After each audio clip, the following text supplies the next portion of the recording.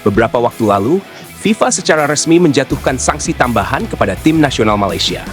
Sanksi ini berkaitan langsung dengan pertandingan uji coba yang sebelumnya melibatkan pemain yang dinyatakan tidak sah. Akibat keputusan tersebut, seluruh hasil laga Malaysia dalam periode itu dibatalkan dan kemenangan diberikan kepada lawan-lawannya. Artinya, Malaysia kini secara resmi tercatat mengalami kekalahan saat menghadapi Palestina, Tanjung Verde, hingga Singapura. Dampak dari keputusan ini sangat besar. Bukan hanya sekadar catatan kekalahan, tapi juga pengurangan poin signifikan di peringkat FIFA. Dan benar saja, saat pembaruan ranking FIFA diumumkan, posisi timnas Malaysia langsung terjun bebas. Dari posisi 116 dunia, Malaysia kini merosot ke peringkat 121 dunia. Sebuah kejatuhan yang menyakitkan, terlebih karena sebagian besar poin yang sebelumnya diraih kini dinyatakan tidak sah. Namun masalah Malaysia tidak berhenti di situ.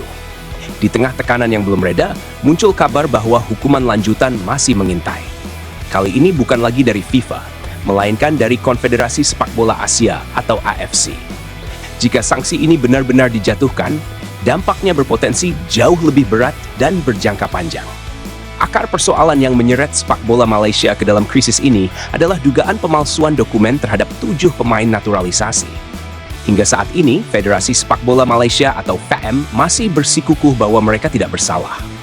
Bahkan, sebagai bentuk perlawanan, FAM membawa kasus ini ke Pengadilan Olahraga Internasional dengan harapan bisa membatalkan seluruh tuduhan yang dialamatkan kepada mereka. Namun langkah tersebut justru dinilai banyak pihak sebagai perjudian besar.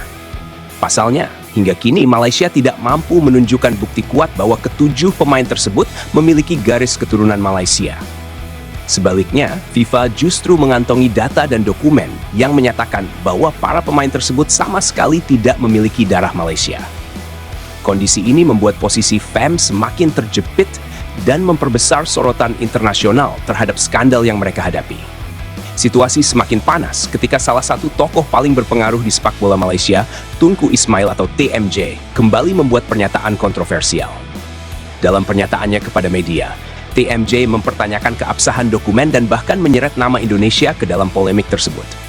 Pernyataan ini sontak memicu reaksi luas, baik dari publik regional maupun internasional, dan dinilai justru memperkeruh suasana.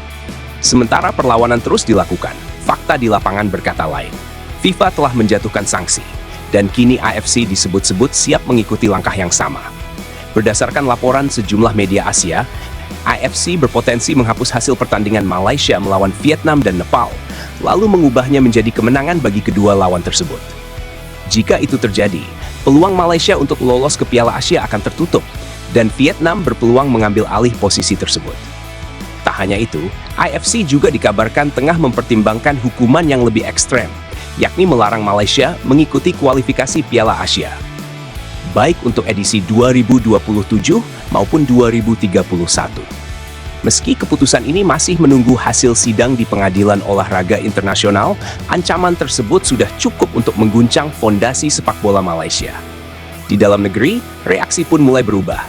Sejumlah jurnalis dan media Malaysia kini memilih bersikap realistis. Salah satunya adalah jurnalis senior Zul Akbal Abdul Karim yang secara terbuka mengaku pasrah dengan hukuman yang dijatuhkan. Ia menilai bahwa apa yang terjadi harus dijadikan pelajaran besar agar sepak bola Malaysia bisa bangkit dengan cara yang lebih bersih dan transparan. Tak hanya institusi, para pemain yang terlibat juga menanggung dampak besar. Beberapa di antaranya harus menerima sanksi larangan bermain sepak bola selama 1 tahun. Karier mereka pun terancam hancur, mulai dari pemutusan kontrak hingga penghentian gaji oleh klub masing-masing. Sebuah konsekuensi pahit dari keputusan menerima proses naturalisasi yang kini terbukti bermasalah. Pada akhirnya, skandal ini bukan sekadar soal kalah atau menang di lapangan.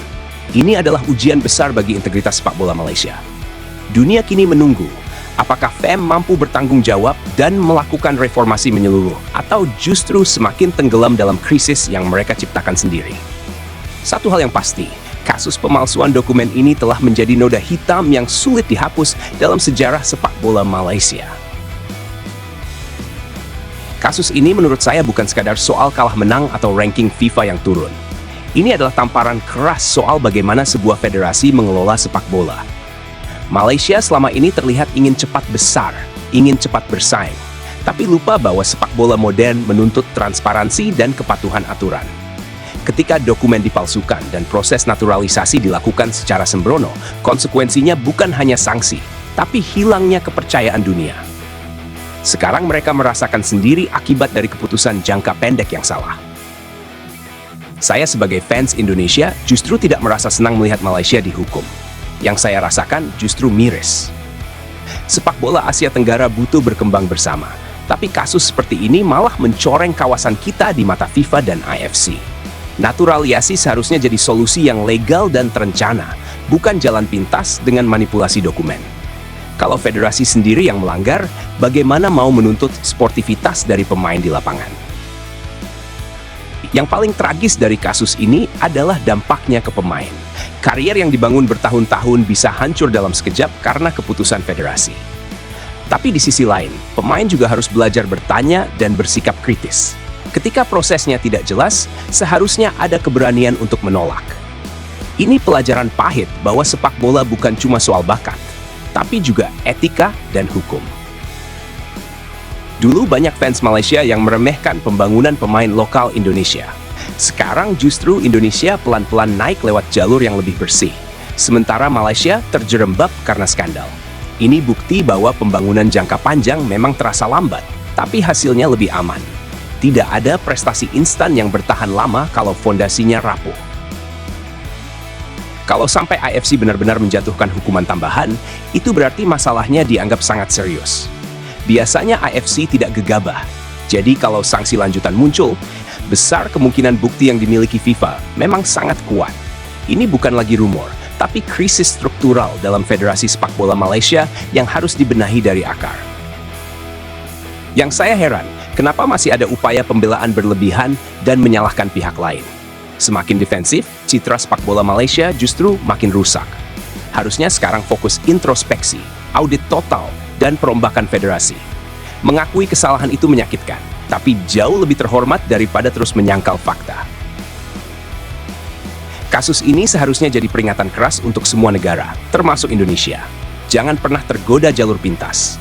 Sekali federasi kehilangan integritas, dampaknya bisa bertahun-tahun. Ranking bisa diperbaiki, tapi kepercayaan FIFA dan AFC tidak mudah dikembalikan. Larangan tampil di kualifikasi Piala Asia, kalau benar terjadi, itu bukan cuma hukuman olahraga, tapi hukuman generasi. Satu angkatan pemain bisa kehilangan panggung internasional. Semua itu berawal dari satu keputusan fatal di level administrasi. Ini benar-benar pelajaran mahal.